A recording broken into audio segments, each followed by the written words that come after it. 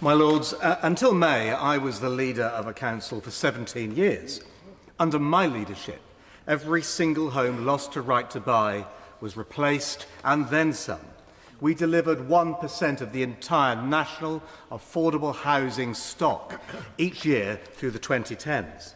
It needs an authority that is organised, ambitious, and a clear idea of what the state is for. Did we sit there moaning about Right to Buy? No, we didn't. We just got on with it. We struck hard bargains with landowners and developers. We recycled capital receipts. We built new homes for rent, different tenures, different types, in both towns and villages, but mainly for social rent. And that income kept council tax down for everyone. It can be done.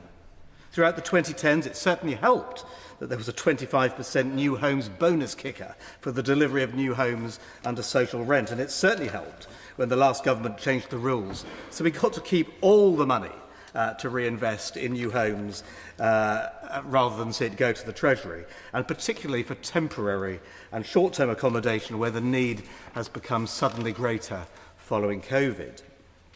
Now, I can tolerate restrictions on Right to Buy on newly built, brand new homes, but I just can't abide those who sit there and stand in the way of a family cherishing an older property that could be brought into their own ownership, and the money for which would allow a new home, much more modern and cheaper to run, to be built.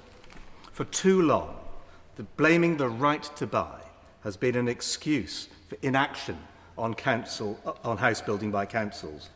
It's been a case of blame the government rather rolling up your sleeves.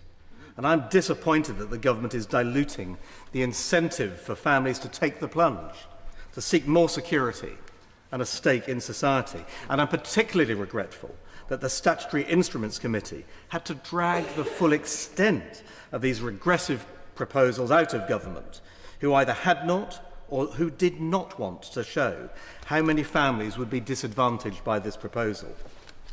This is a moment to realise that Right to Buy has been one of this country's most transformative policies that have done more to drive social mobility and give families a stake in society. And that's something that everyone in public life should aspire to promote. But perhaps that's asking too much from a government who are putting limits on aspiration in so many walks of life, not driving it forward.